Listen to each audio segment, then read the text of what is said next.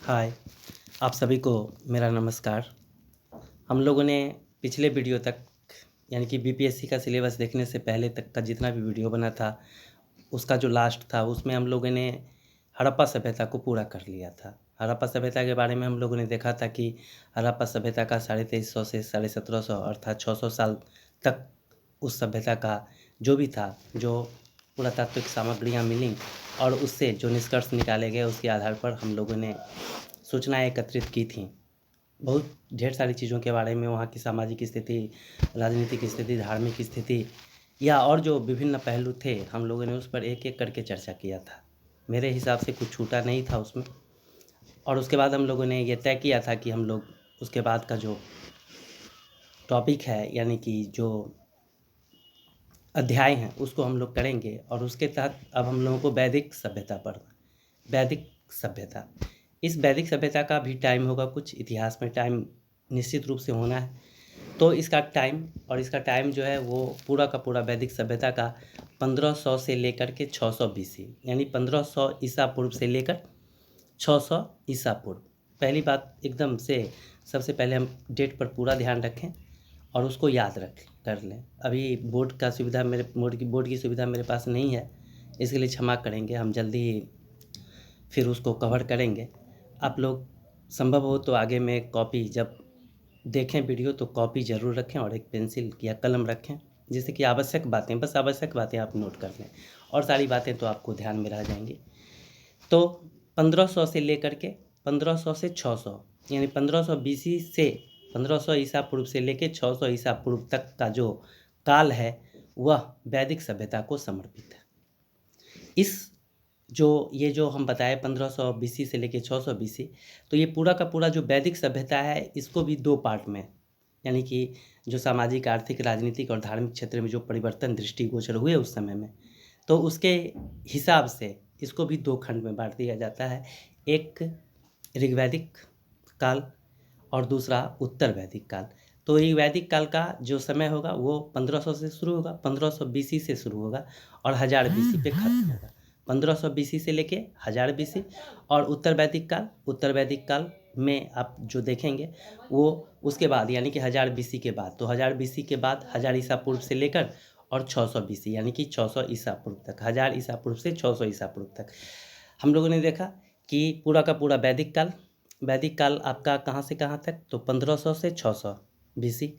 इसके बाद इसमें भी दो खंड होंगे, एक ऋग्वैदिक काल, तो ऋग्वैदिक काल आपका 1500 से 1000 बीसी और जो दूसरा होगा खंड वो होगा उत्तर वैदिक काल और उत्तर वैदिक काल आपका जाएगा 1000 बीसी से लेके 600 बीसी तक। इतना अभी हम लोगों को ध्यान में रखना है। अब वेद शब्द से वैदिक शब्द का निर्माण हुआ।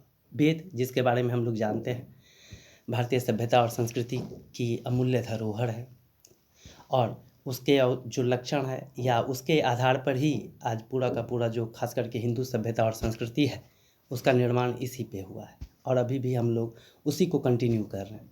तो वेद से वैदिक शब्द का निर्माण हुआ, ठीक है। तो वेद किसको कहते हैं? वेद का जो शाब्दिक अर्थ होता है वो होता है ज्ञान। वेद का शाब्दिक अर्थ होता है ज्ञान। और वैसे भी अगर आप पूरे के पूरे वेद को जब देखेंगे तो उसमें ज्ञान की ही बातें, जैसे कि मान लीजिए एक समुद्र है और पूरा का पूरा वेद है तो उसकी तुलना आप समुद्र से कर सकते हैं। इतने उस समय के जो हमारे ऋषि मुनि थे उतने ज्ञानी थे।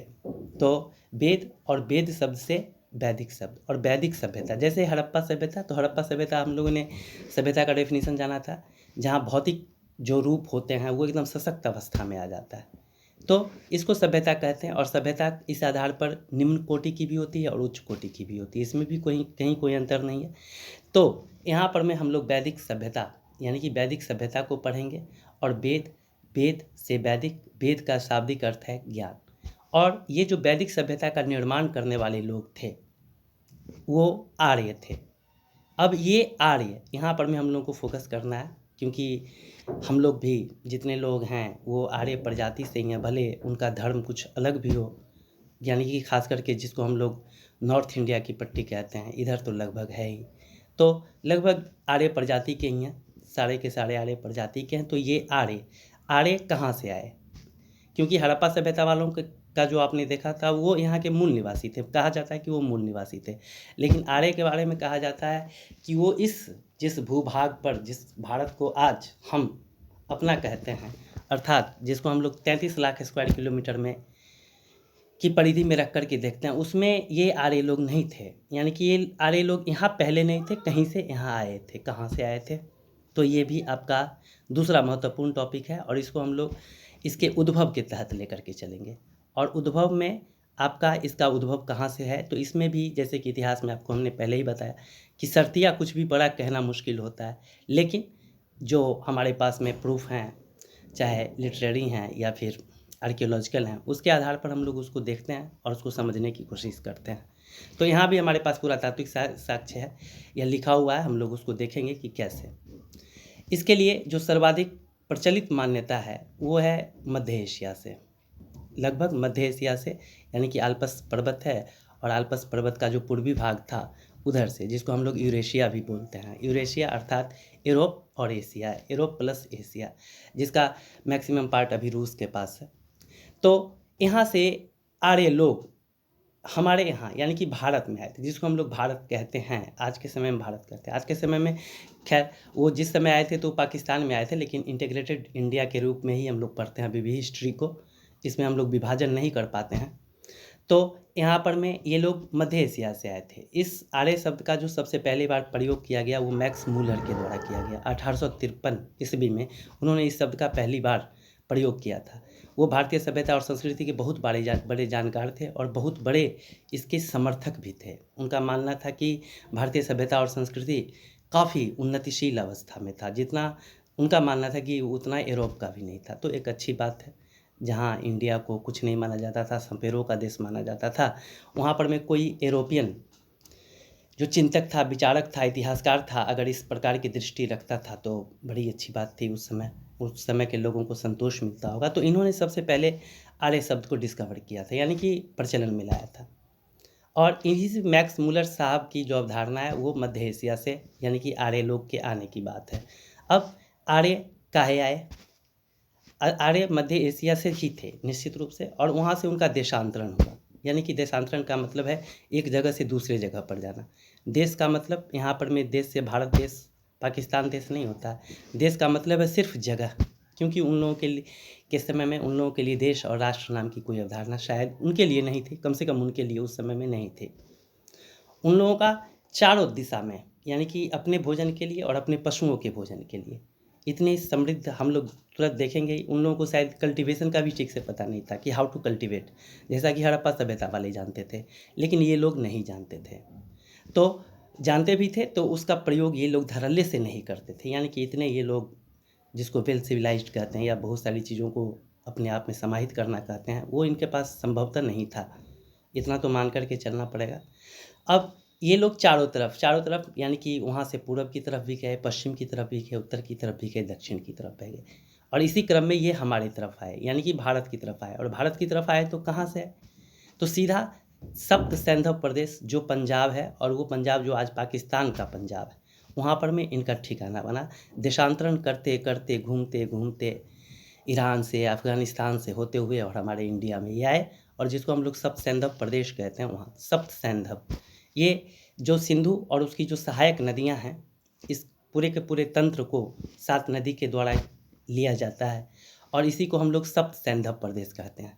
यानी कि वो जो पूरा का पूरा भूभाग जहाँ वो ठहरे थे, इन्हीं नदियों के इर्द गिर्द या उनके बीच में दुआब में उनका पूरा का पूरा ठिकाना पहल बसा था। इसको हम लोग सप्त सैंधव प्रदेश कहते हैं। इसको भी ध्यान में रखेंगे, छोटी छोटी बात है लेकिन बाद में मिस्टेक होता है तो दिक्कत होता है। तो सप्त सैंधव प्रदेश, और सप्त सैंधव प्रदेश जैसे कि आपके अविनाश चंद्र दास हैं, प्रसिद्ध हिस्टोरियन, उनका मानना है कि सप्त सैंधव प्रदेश यानी कि जहाँ वो आए वहीं पर में वो पहले से थे, यानी कि वो मूल निवासी यहाँ के थे। आगे गंगानाथ झा का देखिएगा तो वो मानते हैं कि ब्रह्मर्षि देश, या फिर आपके बाल गंगाधर तिलक हैं तो वो उत्तरी ध्रुव कहते हैं। दयानंद सरस्वती हैं तो ये आपको कहते हैं यहाँ तिब्बत कहते हैं। तो यहाँ तो स्पष्ट है कि बाल गंगाधर तिलक और दयानंद सरस्वती का जो दृष्टि था वो तार्किक नहीं कहा जा सकता है, वो पूरी तरीके से धार्मिक रूप से कह रहे होते हैं। पवित्र को मान के, पवित्रता को मान के, या कुछ इस तरीके से। लेकिन यहाँ पर में हम लोगों को मान करके चलना है मध्य एशिया। मध्य एशिया सबसे पहले सब सिंधु प्रदेश जो नामकरण किया जाता है वो 7 नदियों, और उधर अफ़गानिस्तान की 4 नदियाँ, कुबा, कुरुमु, गोमती और सुवास्तु, ये 4 नदियाँ हैं। इसका भी आप नाम याद रखेंगे। तो इसी के पास में, इसी के बीच में, इसी के किनारे पर जैसा आज हम लोग रहते हैं, उस तरीके से वहाँ पर में इनका सबसे पहले यानी कि निवास स्थान इन्होंने बनाया था। यहाँ तक हम लोग जान गए, उद्भव तक में कोई दिक्कत नहीं है। नदी यहाँ पर में महत्वपूर्ण है। जो नदियाँ हैं उनका प्राचीन नाम भी है और उनका आधुनिक नाम भी है, तो इसको बिल्कुल ध्यान में रखेंगे। जो प्राचीन नाम है हम करवा देंगे, लास्ट जब करेंगे तो हम करवाएंगे।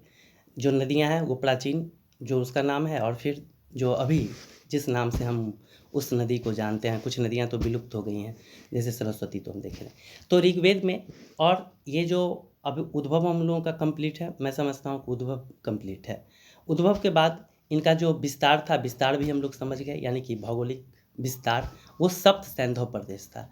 और अभी याद रखिएगा, अभी हम बस ऋग्वैदिक कालीन, क्योंकि हम उत्तर वैदिक कालीन 2 में बांट दिए हैं, तो उत्तर वैदिक काल में जब वहाँ आएंगे तब चर्चा करेंगे। अभी सिर्फ ऋग्वैदिक। और इस ऋग्वैदिक काल को जानने का जो सबसे महत्वपूर्ण साधन है वो क्या है, तो वो है हमारा ऋग्वेद। सबसे पहला वेद में जो 4 वेद हैं उसमें सबसे पहला वेद हमारा ऋग्वेद ही है। और इस सभ्यता के बारे में जो हमको जानकारी मिलती है उसका मुख्य स्रोत भी ऋग्वेद ही है। हालांकि पुरातात्विक सामग्रियाँ भी हैं, जैसे काले और लाल मृद भांड हैं, गेरुवर्णी मृद भांड हैं, तांबा का जखीरा मिला है, ये भी है। लेकिन उससे ज़्यादा हेल्पफुल हमारे यहाँ चूँकि लिटरेरी चीज़ें हैं तो वो हैं मेरे पास, यानी कि ऋग्वेद है खास करके। और ऋग्वेद की जो बातें हैं उसमें जो लिखी हुई बातें हैं उसी के आधार पर हम लोग इसका अधिक से अधिक वर्णन अभी तक इतिहासकार करते हैं, मिला करके पुरातात्विक सामग्रियों से इसका मिलान करके, और उसके बाद यहाँ पर में डिस्कस किया जाता। तो ऋग्वैदिक यानी कि ऋग्वेद को आधार बनाकर जो ऋग्वेद ग्रंथ था, आर्यों का पवित्र और पहला ग्रंथ था, उसके आधार पर जो निष्कर्ष निकाले जाते हैं उसको हम लोग ऋग्वैदिक काल के तहत रखते हैं। अब एक शब्द यहाँ पर में आर्य है, और आर्य का जो शाब्दिक अर्थ होता है, यानी कि जो ले करके मान करके चला जाता है, वो होता है कुलीन होता है, श्रेष्ठ होता है, ज्ञानी होता है, यानी कि जो बिल्कुल मॉडरेट थे। अब इसके हिसाब से तो वेल सिविलाइज्ड भी होना चाहिए, जो भी थे इस तरीके से थे तो वो लोग आर्य थे। यहाँ तक अब हम लोग पहुँच चुके हैं। इसके बाद हम लोगों को जो इसका वर्णन करेंगे, यानी कि हम लोग हड़प्पा सभ्यता को जानने का हड़प्पा सभ्यता माफ़ कीजिएगा, यानी कि ऋग्वैदिक सभ्यता, और ऋग्वैदिक सभ्यता को भी जो हम लोग पढ़ेंगे उसको हम लोग विभाजित कर लेंगे। और वो विभाजित करने का जो हमारा पैमाना होगा फिर वही होगा सामाजिक, यानी कि इस समय की जो सामाजिक स्थिति थी, जैसी भी राजनीतिक स्थिति हो, राजनीतिक स्थिति थी, फिर आर्थिक स्थिति थी, धार्मिक स्थिति थी, तो इसके आधार पर ये लोग किस तरीके से एक समाज के रूप में संगठित थे, किस तरीके की का प्रॉब्लम था, किस तरीके का विभेद था, राजनीति में राजा का स्वरूप था या नहीं था, सेनानी का स्वरूप था या नहीं था, बड़े बड़े राज्य थे या नहीं थे, क्या था और क्या था, नहीं था तो क्या नहीं था।